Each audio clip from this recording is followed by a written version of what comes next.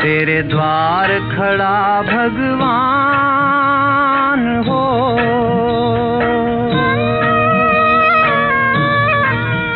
तेरे द्वार खड़ा भगवान, भगत भर दे रे झोली।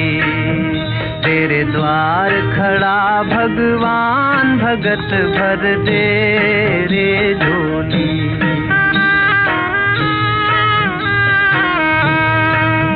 तेरा होगा बड़ा एहसान कि जुग जुग तेरी रहेगी शान, भगत भर दे रे झोली।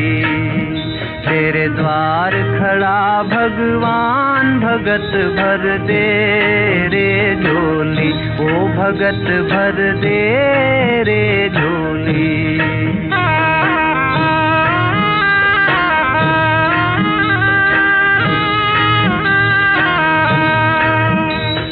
डोल उठी है सारी धरती देख रे, डोला गगन है सारा।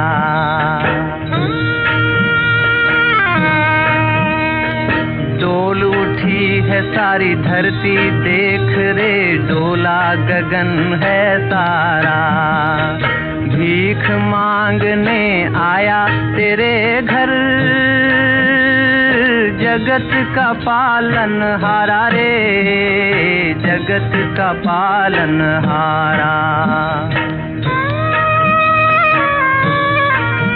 मैं आज तेरा मेहमान, कर ले रे मुझसे जरा पहचान, भगत भर दे रे झोली। तेरे द्वार खड़ा भगवान, भगत भर दे रे झोली। ओ भगत भर दे रे झोली।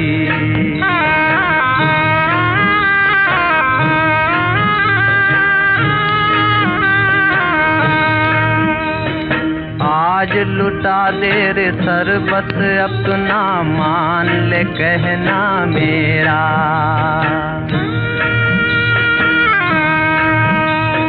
आज लुटा दे रे सरबत अपना, मान ले कहना मेरा। मिट जाएगा पल में तेरा जन्म जन्म का फेरा रे, जन्म जन्म का फेरा।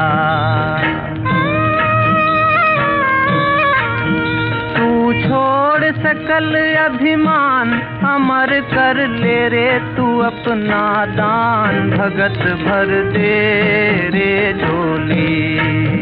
तेरे द्वार खड़ा भगवान, भगत भर दे रे झोली। कि हम बच्चों का बेहद का बाप दर्द जान कर करके उसके इलाज करने के लिए आया है ना। हमारे पास कौन सा दर्द है? दर्द का मतलब है दुख शांति। आज की दुनिया में दुख शांति है ना, तो दुख शांति क्यों है, किस कारण है? उसी दुख शांति के दर्द को जानने वाला एक ही है, क्योंकि उसके पास ही इलाज है। वही हमारे सदा सुख और शांति देने वाला बाप है। इसीलिए उसे गाते हैं नी, सुख दाता शांति दाता। तो दर्द को भी तो वही जानेगा नहीं। मनुष्य इसका इलाज नहीं कर सकेंगे। मनुष्य टेम्पररी, वो टेम्पररी शांति, टेम्पररी के लिए कुछ थोड़ा बहुत मिल जाए, वो बातें अलग है। लेकिन ये सदा काल का मतलब ही है कि फॉर जनरेशंस, आदि मध्य अंत। आदि मध्य का भी मतलब है शरीर लेते, शरीर में रहते, शरीर छोड़ते, सदा सुख, उसको कहा जाता है सदा काल सुख। तो ऐसा सुख फॉर जनरेशंस के लिए सवाय परमात्मा के और कोई नहीं दे सकता है। इसीलिए बाप कहते हैं तुम्हारे इस दर्द को, ये तुम्हारी ये दुख शांति क्यों आई है तुम्हारे पास, किसने तुमको ये दर्द दिया है? वो मैं जानता हूँ, मैंने नहीं दिया है। हाँ, ये भगवान के ऊपर रख लेते नहीं, भगवान ने दुख दिया, भगवान ने सब दिया है। वो कहते हैं मैं कैसे बच्चों को ये दर्द दूंगा। हाँ, ऐसा कोई बाप देखा कभी कि बच्चों को दुखी करे? हाँ, जब ये लौकिक बाप भी कभी बच्चों को दुखी नहीं कर सकता है, मैं तो परलौकिक बाप हूँ। हाँ, तो परलौकिक बाप कैसे बच्चों को दुखी करेगा? कभी आप बाप हो, देखो कितने बाप यहाँ बैठे हैं, आप कभी अपने बच्चों को दुखी करते हो? हाँ, अपनी तरफ से कोशिश नहीं करेंगे दुखी करे।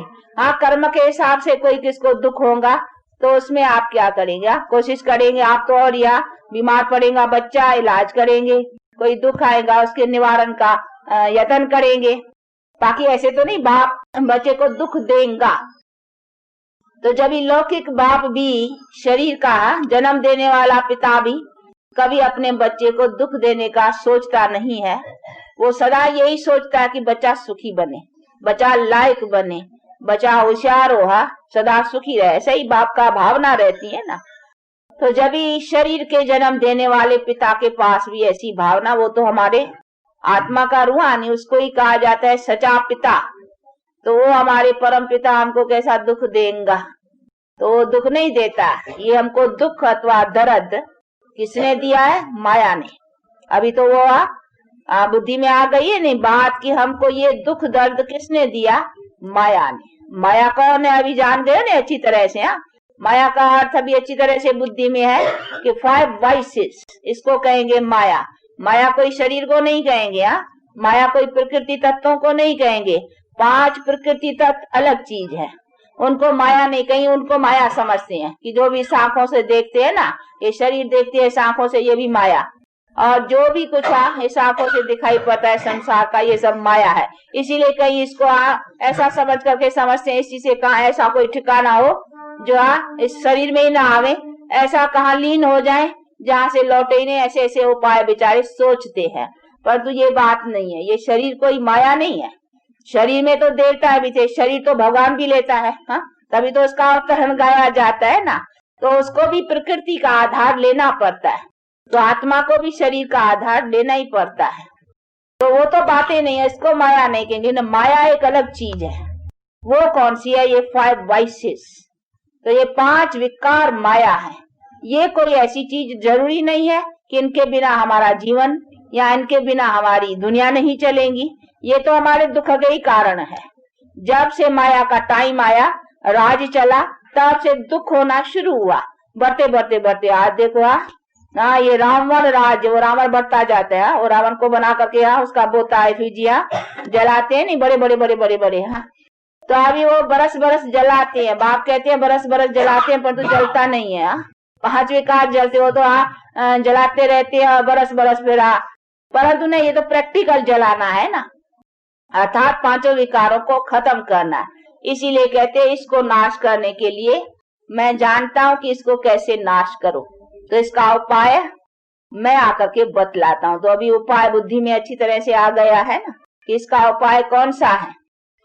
उपाय भी सहज है, कोई इसके लिए और भी कोई हठ योग प्राणायाम चलाना या कोई भी कुछ भी नहीं, बड़ा इजी कि बस उस बाप के हो जाओ। जैसे लोग एक तरह से भी कोई धनवान हो और धनवान कहे कि मेरा बच्चा, मुझे बच्चा नहीं है, मेरा बच्चा बनो, तो बस जिस समय बच्चा बना तो वो भी धनवान हो जाएगा ना। बच्चा भी कहेगा मैं भी लखपति।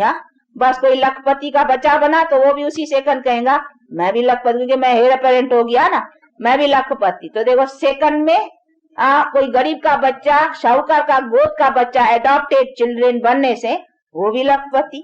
तो बाप कहते बच्चे मैं भी तो तुम्हारा असली पिता हूं ना, तुमने मेरे से रिश्ता रिलेशन छोड़ दिया है, अभी फिर मेरे से रिलेशन रखो। मेरे बच्चे बनने से तुम भी तो जो मेरी प्रॉपर्टी है उसका तुम भी हकदार हो जाएंगे।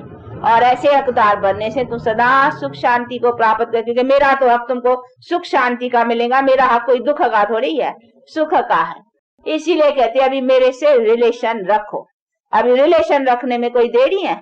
उसके लिए हठ योग प्राणायाम ये सब करना। रिलेशन का मतलब ही है कि बाप का हो कर करके चलो। तो फिर बाप देखो एक बार प्योर है ना, तो हमें प्योर होके चलना चाहिए ना। तो बाप क्या है, बाप की क्वालिफिकेशंस कौन सी है, तो बच्चे की क्वालिफिकेशंस कौन सी होनी चाहिए। तो हाँ, हम बाप को देखें और फिर अपने को देखें, तो फॉलो करें ना कि भाई बाप एवर प्योर है तो हम इम्प्योर से प्योर तो है ना। हा? तो हमको भी ऐसा ही बाप के समान अथवा बाप से जो कुछ बल मिलता है उसी को धारण करने का है। तो ये सभी चीजें हैं जो बुद्धि में रख कर करके और अपनी धारणा को आगे बढ़ाना है। अब इसमें क्या डिफिकल्टी है, कुछ भी नहीं। बाप क्या मेहनत देगा कि बच्चे हठ योग करो, आसन लगाओ, कमर सीधी करके बैठो, ये करो वो करो। हाँ, बाप क्या डिफिकल्टी देगा। बाप तो कहते हैं बच्चे बुद्धि तेरी टेढ़ी हो गई है, उसको सीधा करो, इसको अपना मेरे में लगाओ। ये बुद्धि तेरी टेढ़ी हो गई है, किधर हो गई है, माया की तरफ चली गई है, अर्थात 5 विकारों की तरफ तेरी चली गई है। अभी उधर से बुद्धि को निकाल करके, वो गीता में भी कहा नहीं, देह के सर्व संबंधों से बुद्धि हटा कर करके, ये विकारी जो भी कुछ देह है और विकारी देह का संबंध है, इन सब से बुद्धि हटा कर करके अभी मेरे से लगाओ। तो खाली बुद्धि को हटाओ ना, कहा नहीं मन मना भव है। तो मन मना भव का अर्थ क्या, कि मन को मेरे में लगाओ। तो उधर से मन निकाल कर करके मन को मेरे में लगाओ। तो खाली मन को बदलना है ना, उधर से निकाल के उधर लगाने की बात है। बाकी इसमें आसन या कमर या कोई प्राणायाम, इन्हीं सभी बातों की, हठ योग साधनाओं की कोई जरूरत नहीं है। तो इसीलिए बाप कहते हैं कि मेरा योग, जो जिसी योग बल से मैंने तुमको इतना ऊंच बनाया और ये तुम्हारे दुख दर्द नाश किए, वो देखो कितना सहज है। तो अभी ये सहज ज्ञान और सहज योग का, जिसको राज योग कहने में आता ही है, तो इसी का अपना पूरा पुरुषार्थ रखते और बाप से अपना जन्म सिद्ध अधिकार पाने का पुरुषार्थ रखो। और बाप अपनी भी बायोग्राफी बहुत सहज समझाते हैं, उसी को समझने में भी कोई ऐसी कठिनाई नहीं है। बाप मैं कहते हैं मैं तो निराकार हूँ, लेकिन मैं आकर करके जो कर्तव्य करता हूँ, तो मैं भी कर्तव्य कैसे करता हूँ, तो वो भी तो मेरी बायोग्राफी समझो ना। मेरे कर्तव्य क्या, तो कर्तव्य की दुनिया यही है। मुझे भी कर्तव्य करने के लिए इस दुनिया में आकर के करना पड़ेगा, ऐसा नहीं ऊपर बैठ के करूं। ऊपर तो है साइलेंस, मैं भी सोल साइलेंस, उधर ऊपर की तो बात ही नहीं ना। मुझे भी आकर कर करके काम करना है। मेरी भी जो महिमा है ज्ञान दाता, ज्ञान का सागर, तो हिया की बात है नहीं। जहाँ ज्ञान है तो मैं वहां ज्ञान दूंगा ना। तो इसीलिए तो मुझे आना पड़ेगा नहीं मनुष्यों को समझाने के लिए। तो समझाने के लिए मुझे शरीर लेना पड़ेगा नहीं। कैसे समझाओ, नहीं तो कोई रास्ता बतलाओ, भगवान को राय दियो कि कैसे समझाया। उनका कोई और तरीका आता है किसको, बताओ। नहीं, सवाल हम मनुष्यों को समझाने के लिए, क्योंकि हमको समझाना है ना। हम बेसमझ बन गए हैं, तो हमको समझाने के लिए भी तो मनुष्य चाहिए ना। हमको समझाने के लिए कोई कच्छ अवतार, मच्छ अवतार, वो कैसे समझाएंगे। उसमें आए तो कैसे समझाए। हम मनुष्यों को समझाना है, नहीं बेसमझ हम बने हैं। हमारी बेसमझी से तो हमारा सब कुछ खत्म हो गया है। इसीलिए बाप कहते तुम ऊंचा बनो, फिर तो तुम्हारी सारी प्रकृति ऊंची बन जाएंगी। इसीलिए बाप कहते बच्चे तुमको ही तो समझना है ना।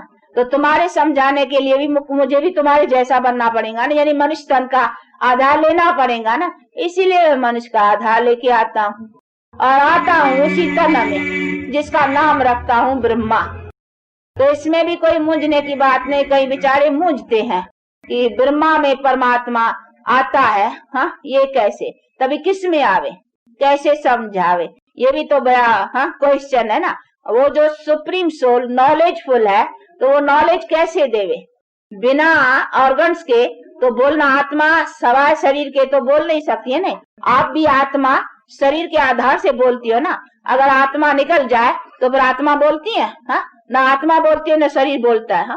दोनों अलग होते हैं, तो न शरीर काम का है ना आत्मा काम की है। जब आत्मा शरीर का साथ लेती है तब तो देखो आत्मा जीव आत्मा बनती है। जीव कहा जाता है शरीर को, बॉडी को, और आत्मा आत्मा। तो जब ही जीव आत्मा यानी दो जीव और आत्मा, शरीर और आत्मा मिलते हैं, तभी देखो आप बोलते हो, चलते हो, सब कुछ करते हो। तो दोनों का इकट्ठा होना चाहिए ना। आत्मा अलग शरीर अलग तो दोनों काम के नहीं। आत्मा कुछ अकेला बिना शरीर के क्या करेंगी, और न शरीर कुछ कर सकता है। शरीर डेड बॉडी पड़ी है, कुछ करती है, नहीं करती है। वो काम किया नहीं, तभी तो उसको जला लेते हैं या कब्र दाखिल कर देते हैं अपने रस्म के मूजबा। तो 2 का चाहिए ना। तो परमात्मा को भी अगर नॉलेज देना है तो कैसे देगा, उसको भी तो शरीर चाहिए ना। अभी वो किसका शरीर लेवे तो ये भी समझने की बात है ना, वो भी फैसला होना चाहिए ना भाई किसका शरीर लेवे। तो कहते मैं आता ही हूँ अधर्म के टाइम पर, जब ये पतित दुनिया है, तो पतित दुनिया में मुझे कोई श्री कृष्ण जैसा सर्वगुण संपन्न 16 कला संपूर्ण संपूर्ण निर्विकारी शरीर कैसे मिलेगा, ऐसे मनुष्य ही नहीं है ना।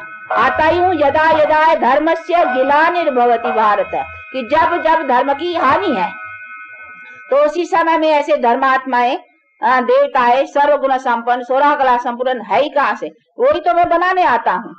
ऐसे मनुष्य तो मैं बनाने आता हूँ ना, तो जो चीज मैं बनाने आता हूँ वो चीज पहले कैसे होंगी, होंगे नहीं ना ऐसे मनुष्य। तो मैं आऊंगा तो मुझे कौन सा मनुष्य मिलेगा, जरूर पतित दुनिया में पतित शरीर वाला ही मिलेगा ना। इसीलिए मैं आता हूँ इसमें और उसका नाम रखता हूँ ब्रह्मा, और उसको भी बैठ के पावन बनाता हूँ, उसके साथ फिर दूसरों को भी पावन बनाता हूँ। तो उसी मनुष्य को भी पावन बनाता हूँ जिसके तन में आता हूँ। हाँ, उनकी भी तो आत्मा है ना अपनी, उसको भी प्यूरिफाइड बनाता हूँ, उसके साथ साथ दूसरों को भी प्यूरिफाइड बनाते हैं। तो ये इजी है नहीं समझने में, इसमें मुझने की भी कोई बात ही नहीं है, क्योंकि वो तो परमात्मा भी तो सोल है ना। जैसे कहीं आप देखा होगा कि इम्प्योर सोल किस में आते हैं, हाँ, जिसको भूत कहते हैं। कभी देखे हैं, कोई बड़े होंगे देख किसमें भूत प्रवेश करते हैं, बोलते हैं। तो जब जैसे इम्प्योर सोल प्रवेश करती हैं, वैसे ये प्योर सोल एवर प्योर, तो ये भी प्रवेश करके फिर आकर के बतलाते हैं नॉलेज। जो इम्प्योर सोल प्रवेश कर सकती हैं, तो क्या प्योर सोल भी एवर प्योर वो नहीं कर सकता है, क्यों नहीं कर सकता। इसीलिए बाप कहते मैं आता हूँ और आए करके मैं ये नॉलेज देता हूँ, लेकिन ये शरीर मेरा नहीं है, मैं टेम्पररी तो शरीर का आधार लेता हूँ। शरीर तो उसका है ना जिस आत्मा का शरीर है। मैं खाली टेम्पररी लोन पर, हाँ, किराए पर समझो, लोन पर समझो, उधार थोड़े टाइम के लिए लेता हूँ और उसी उधार का उसको फायदा देता हूँ कि नॉलेज जो सुनाता हूँ तो वो भी आत्मा सुनती है कानों के द्वारा, वो भी तो बैठी है ना आत्मा। मैं भी हूँ, मैं सुनाता हूँ इस ऑर्गन से, वो इस ऑर्गन से सुनती है उसी में ही। हाँ, फिर मैं सुनाता हूँ वो भी सुनती है, और दूसरे भी, तुम भी आत्मा सब ऑर्गन्स के थ्रू, कान के थ्रू सुनते हो। इसमें मुझने की क्या बात है, नहीं तो परमात्मा कैसे सुनाए, कोई बतलाए, दूसरा कोई बुद्धि में किसको आता हो तो सुनाए, कैसे सुनाए। ऊपर से आकाशवाणी वो समझते हैं ऊपर से ऐसे ही आवाज करे, ऊपर से कैसे आवाज करेगा, हा? क्या आवाज कैसे ऊपर से आएगा ऊपर के ऐसे ही तो आवाज तो मुख से होगा ना।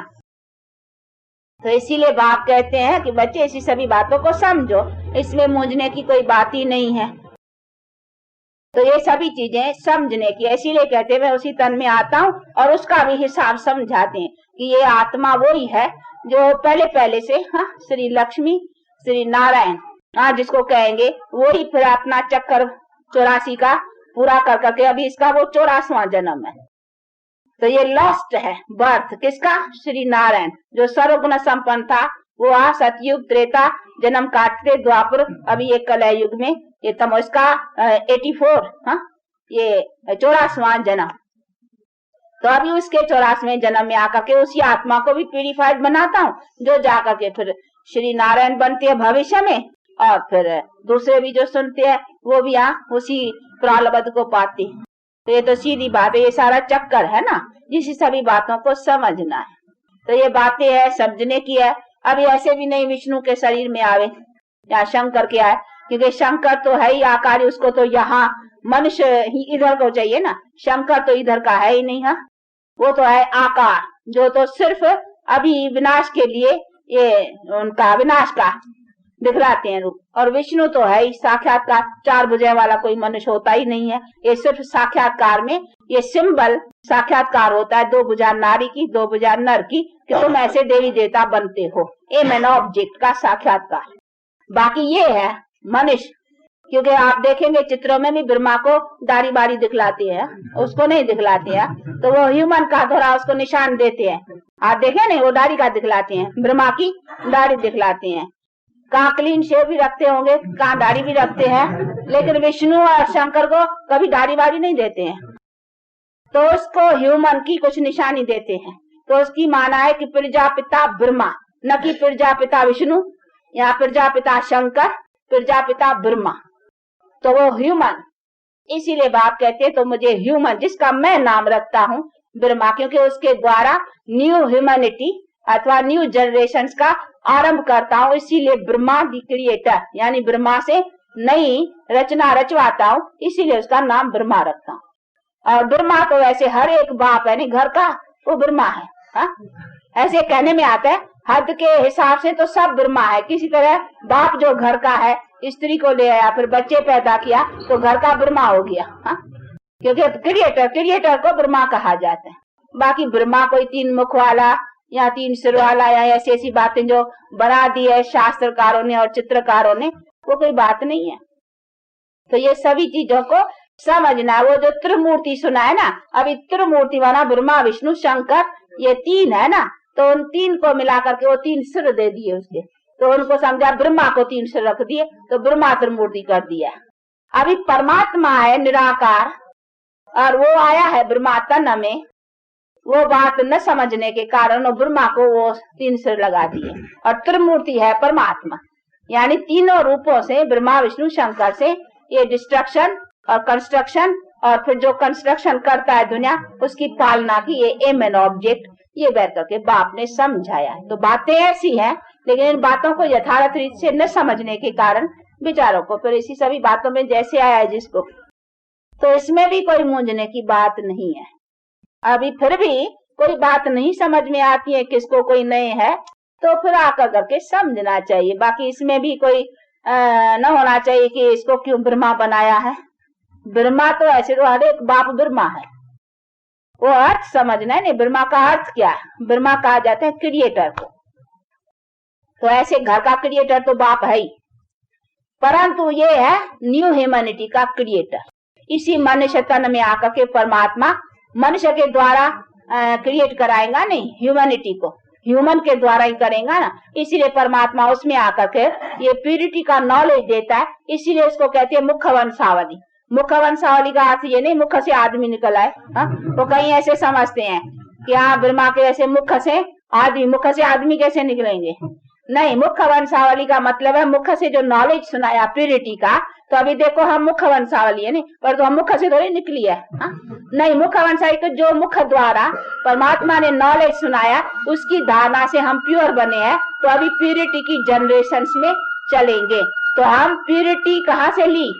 मुख द्वारा, नॉलेज से। इसीलिए हम प्यूरिटी की संतान हो गई ना, यानी प्यूरिटी में आने वाले, तो वो हो गई मुख वंशावली। यानी जिस मुख से परमात्मा ने नॉलेज सुनाया, नॉलेज से हम प्योर होकर के अब प्यूरिटी के जनरेशन में चलते हैं। तो मुख वंशावली का अर्थ ये है, पर वो न समझने के कारण कई समझते हैं मुख से ऐसे आदमी शायद निकले हैं। ऐसी ऐसी बातें बहुत शास्त्रों में बैठ के रखी है। वो कहते हैं कि वो था करण, वो कानों से निकला था, वो करण कानों से निकला। वो मुख वंशावली का समझे, मुख से आदमी निकले। वो कहते हैं एक उसका नासक्रेत का उसने छींकी तो उससे निकल आया, आदमी निकल आया। ऐसी ऐसी शास्त्रों में बातें लगाई हुई है, पर तो ऐसे नहीं है कोई नाक से निकलेंगे या कान से निकलेंगे या मुख से, नहीं, ये सभी अर्थ है। तो ये सभी बातों को बैठ कर करके बाप समझाते हैं। बाकी कैसे और क्या, ये सभी यथार्थ बातें अभी बाप समझाते हैं, जिसको समझ कर करके और प्रैक्टिकल लाइफ को बनाना है। तो अभी समझ गए हो ना सभी बातों को, यथार्थ क्या है और यथार्थ हमारे जीवन के लिए क्या है। इन सब बातों की रोशनी बैठ कर करके बाप देते हैं, उसी को लेकर करके अपना पुरुषार्थ ऐसा रखने का है। बाकी इसमें कुछ मूंझने का नहीं है। अच्छा, कुछ सुनाना था शायद इस बच्ची को।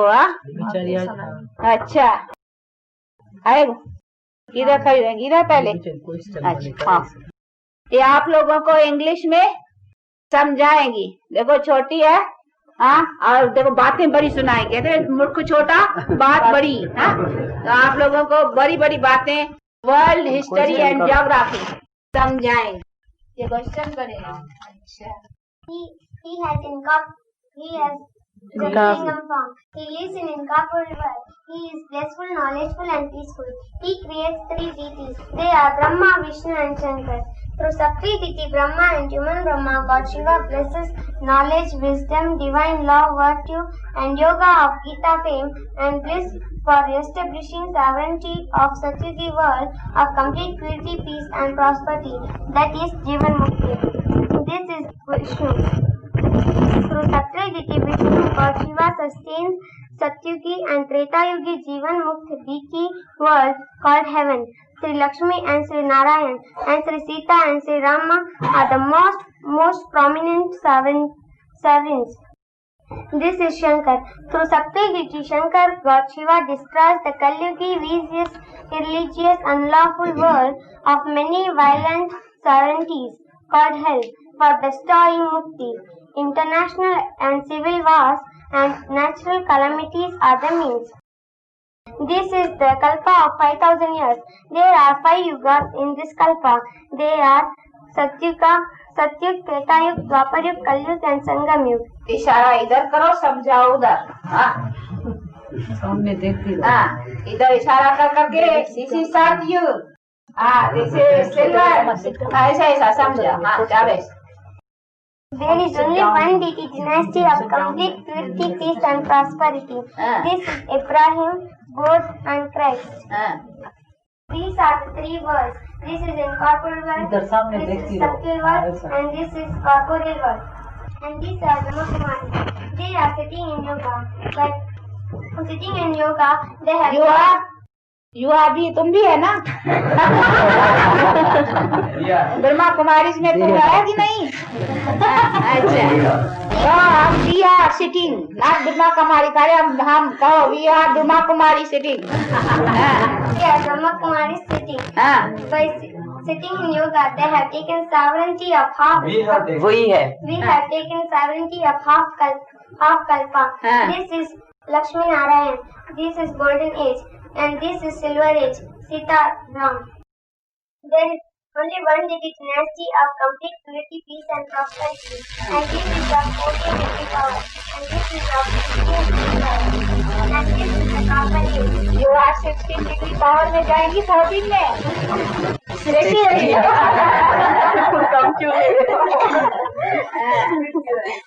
In copper age, first they were worshipping God Shiva, but afterwards they were worshipping all the deities. Islamic dynasty by Ibrahim 2500 years ago. This is Buddha. Buddhist dynasty by Buddha 2250 years ago. This is Christ. Christian dynasty by Christ 2000 years ago. This is Shankaracharya. Sannyas dynasty by Shankaracharya 1500 years ago. And this is Iron Age. There are so many religions come. And this is the Brahma. That is last 84th life of human Brahma. After the destruction, this Brahma will be the first prince of Satyuga, that is Sri Krishna. These are the Russians and Americans. They are fighting for the hell. This sense for Europeans will destroy one another in an international atomic war. ये कई पूछते हैं कि ये 2 बिल्ले के रूप में क्यों रखे हैं. एक कहानी है बहुत मशहूर है कि 2 बिल्ले आपस में लड़े थे और मक्खन बीच में से बंदर खा गया था. वो एक कहानी है. वो 2 बिल्ले कोई कहाँ से मक्खन ले आए थे और आपस में लड़ने लगे. तो एक बंदर चालाक था, उसने कहा आओ हम तुमको एक ठीक है. तो तराजू लेकर करके वो तोड़ता गया और ज्यादा थोड़ा उससे कंटे खाता गया सारा मक्खन उसका खा गया. तो इसीलिए वो कहानी बड़ी मशहूर है ना. इसी पर उसका वो रखा हुआ है 2 बिल्ले और मक्खन बीच में वो खा जाते हैं. छोटा सा mix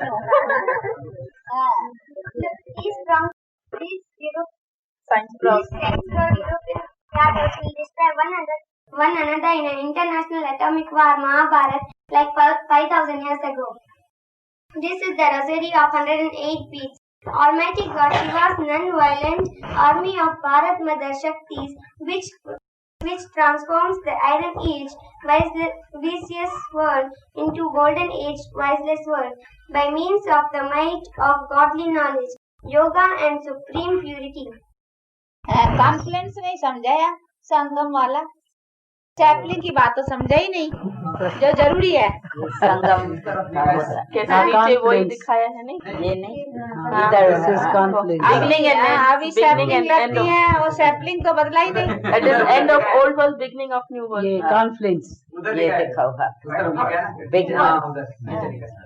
end of old world, beginning of new world. This is the end of old world and beginning of new world. That is a confluence That is the Sangam. Confluence This is the Sangam Yuga and this is the golden age. अच्छा, अभी कौन सा? बहुत अच्छा, ताली बजाओ भैया। 16 degree. अच्छा अच्छा भाई, इसने क्वेश्चन पूछा तो एपिक ने कर दिया, नहीं, इसको पूछना था। अच्छा। What is this? अच्छा अच्छा भाई, इन दोनों कुमारियों को फिर कुछ सौगात देनी पड़ेगी। सुनाया है, हाँ? क्या सौगात लेंगी? 16 डिग्री। हाँ? अच्छा, वो तो तुम जितना अपने को अच्छा बनाएगी और धारणा रखेगी अच्छी तो फिर जरूर, अब ये अच्छी है, हाँ? ले सकती है और लेने का अच्छा पुरुषार्थ रखती है। कैसा? ठीक है ना? ये भी अच्छी है। इसका नाम क्या है? वीणा। ये तो है ही सरस्वती की वीणा। तो बजेंगी। अच्छा, आप लोगों का टाइम हुआ है, इसीलिए 2 मिनट साइलेंस। हाँ, जगा दो बजे। साइलेंस का मतलब अपने बेहद बाप को याद करो। I am soul, son of supreme soul. ऐसा अपनी बुद्धि को हर वक्त, हम उस बाप की बच्चे हैं ऐसा समझ के हर वक्त रहो और इस बॉडी से डिटैच। ऐसे समझो, काम करते हो तो भी ऐसे समझो मैं हाथों से लिखवाता हूँ, हाँ, लेकिन कौन? आत्मा। मैं इस ऑर्गन से बोलता हूँ, कौन? आत्मा। इस ऑर्गन से सुनता हूँ, कौन? आत्मा। तो हर वक्त सुनने के समय ऐसे समझो आई एम सोल, इससे सुन रहा हूँ। आई एम सोल, इससे बोल रहा हूँ। आई एम सोल, इससे देख रहा हूँ। ये खिड़कियां है, खिड़कियां। हाँ, तो ऐसी अपनी हर वक्त काम करते भी अपने को आत्मा कॉन्शियस अथवा सोल कॉन्शियस और गॉड कॉन्शियस समझने से तो क्या है, हमसे कोई ऐसा बुरा कर्म नहीं होगा और इससे हम अच्छे बुरे कर्मों से भी बचे रहेंगे और फिर गॉड की याद भी रहने से और हमारा वो योग अग्नि से पाप भी तगत होंगे, तो डबल फायदा मिलेगा। ये प्रैक्टिस चाहिए। अभी ये जो सुनाया ना, इसकी प्रैक्टिस चाहिए। हर वक्त अपने को सोल कॉन्शियस और गॉड कॉन्शियस रख करके चलना। किस तरह से चलना? इसी तरह से देखो। ऐसा नहीं देखना नहीं, आंखें बंद करना है, देखो। परंतु देखते क्या देखो? ये भी सोल है, आई एम सोल, ये भी सोल। अभी इस खिड़कियों से हम किसको देखते हैं? भले देख रहे में ये बॉडी आती है, पर तो हमारा ध्यान अटेंशन सोल के ऊपर है कि ये भी सोल है। हम और ये एक ही बाप के बच्चे हैं, परंतु हाँ, इन बेचारे को पता नहीं है, अभी इसको पता देना है। अच्छा, पता है तो हाँ, ये भी भाई अभी बाप को जान कर करके अपना हक ले रहे, हम भी उसे अपना हक ले रहे हैं। इसी तरीके से बुद्धि में ऐसा रहना चाहिए। इसको कहा जाएगा सोल कॉन्शियस। बाकी ऐसे नहीं है कि एकदम मन को कंट्रोल, जैसे कल बतलाया था कहीं बैठकर बेचारे हट से करते हैं, वो चीजें नहीं। ये हमको ज्ञान सहत, तो इसको कर्म करते भी हम सोल कॉन्शियस। तो ऐसे अपने बुद्धि को रखने का है।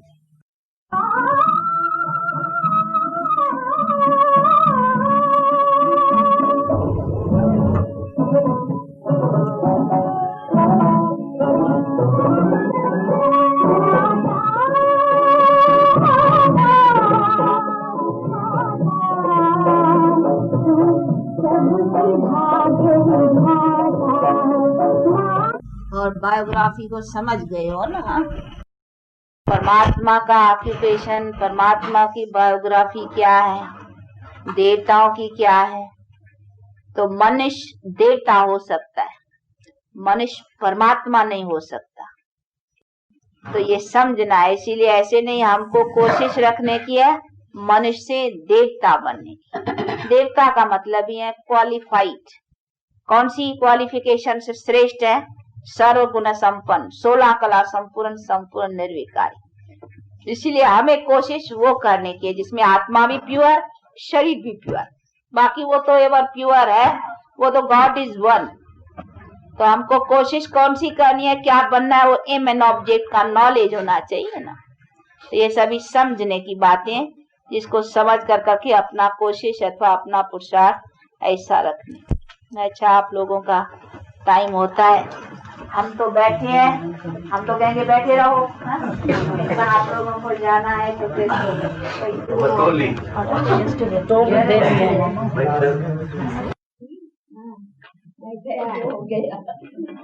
अच्छा अच्छा, ये पार्वती, हाँ लो, ये बेचारी का हाथ में, हाँ बैंकुंठ माँ आता है, हाँ बैंकुंठ का गोला, हाँ मुन्नी माँ, हाँ अच्छा, ये हमारी कौन है, ये हमारी मोहन माँ, हाँ अच्छा, ये दुर्गा, अच्छा जानकी, अच्छा वो जानकी, पकड़ो, हाँ नहीं तो झोली खोलो, देखो झोली का ऐड हो जाएगा, ये पकड़ेगी, हाँ बेबी तो कैच करने में, ये तो स्कूल में ले लेते हैं, तुमको, हाँ तुमको ठहरो, कौन है, जमुना भी ठहरो, तो बस सब हो गया, अभी बाकी अभी दादा, हाँ अभी तुमको नहीं, कविता, ये बेटा अंगना कभी मिला, लो सुंदरी, जो हमारी रचना, हाँ तुम और हम जमुना,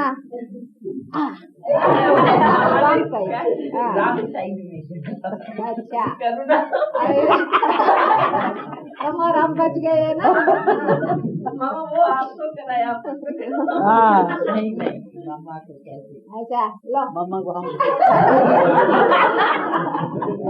अच्छा सबको मिला, अच्छा देखो ये जो दिया है ना, इसका अर्थ क्या है? इसका अर्थ है सृष्टि का गोला, आत्मा भी आत्मा भी है ना, तो बस गोला तब थोड़ी मिलेगा, बिना प्यूरिफिकेशन के ये गोला तो नहीं मिलेगा, हेवन थोड़ी मिलेगा। अच्छा हम अपने नयों की जरा खातरी करते हैं, डोंट माइंड,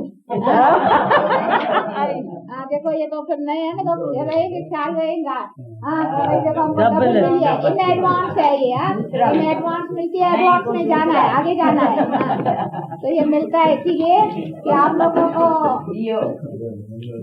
आगे दौड़ना है, हाँ देखो डबल, तभी तो समझेंगे हमको, हम आगे बिठाया गाय के लिए, तो एक ही मिली नहीं, वजह की जैसी बात है, हाँ इन्हों को डबल, तो एक राजगोपाल, दो का तो प्रवृत्ति का तो खेली है, डबल तो खेली है ना, ये हमारे और ऐसा नहीं कि चराई इधर फेंक के जाओ, इसमें डालना,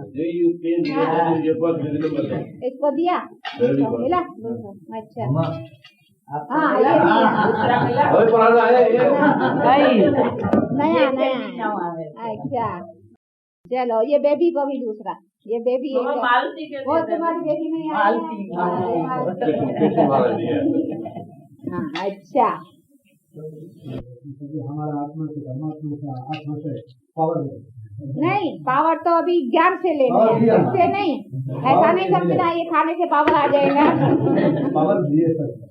पावर तो फिर भी ज्ञान और योग से मिलेगा, इसीलिए तो फिर धारणा रखनी पड़ेगी, चराई इधर नहीं छोड़ के जाना, खाने नहीं किचरे के लिए रख दो, ये दृश्य है किचरे के लिए, अच्छा अच्छा अभी जो नए हैं ना, हाँ फिर उन्हों के साथ कभी पिकनिक, हाँ पुराने ने खाया है ना, नहीं खाया, तो एक दिन पिकनिक का रखना, बाहर कहाँ चलेंगे, बाहर तो देखो दुनिया की आवाजों से, दुनिया की निगाहों से हम दूर है ना, हाँ हम कहें कोई ऐसी भी दुनिया की निगाहों और आवाजों से नहीं कहते, बहुत दूर दूर ले चल, तो यहाँ कोई जंगल तो है नहीं, हाँ जहाँ एकांत हो, जो अपना मजा भी हो, यहाँ तो देखो दुनिया की उसमें गमसान में तो उसने कहा इसीलिए घर में अच्छा है। जंगल है, मंगल बनाएंगे कोई दूसरी आत्मा मिले। अच्छा वो फिर देखेंगे, लेकिन इन्हों को एक ही वक्त करें जिसमें सभी खर्चे चले। अच्छा फिर वो तो देख ले, लेकिन एक बार इन्हों को एक भोजन खाने ही नहीं, जितना खाएंगे ना जैसा अन्न वैसा, तो जरा इन्हों को रहेगा, तो इनको फिर पिकनिक कराना है। हाँ अच्छा, बहुत अच्छा। कुछ भी है, सिंधी हो, पंजाबी हो, यूपी हो, जो लेकिन हम सब एक ही बाप के बच्चे हैं, उसी को समझना है और अभी बाप के ऊपर हक लगाना है। अभी है उसके पोतरे, पोतरे बनने से वर्षा मिलेगा। कहते हैं ना ग्रैंडफादर का प्रॉपर्टी का, तो पोतरे बनने से वर्षा मिलेगा, तो पोतरा बनेगा तभी जब ब्रह्मावंशी बनेगा। वैसे तो सब उसके बच्चे हैं, तो बच्चे तो है ही, पर तो उसमें वर्षे की बात नहीं, पोतरा बनेगा तो वर्षा मिलेगा। इसीलिए जब ब्रह्मा बीच में आता है तब है पोतरे की बात, तो ब्रह्मावंशी बनेगा, ब्राह्मण बनेगा तब है पोतरे का और वर्षे की बात। नहीं तो वैसे बच्चे तो सब है, शिववंशी तो सब है। ब्रह्मावंशी जब तक न बने ना, तब तक पोतरा न बने, और पोतरा न बने तो वर्षा न मिले। अच्छा, ऐसा बाप, दादा और माँ की मीठे मीठे बहुत अच्छे सपूत, सियाने, समझदार बच्चों को याद, प्यार और गुड मॉर्निंग।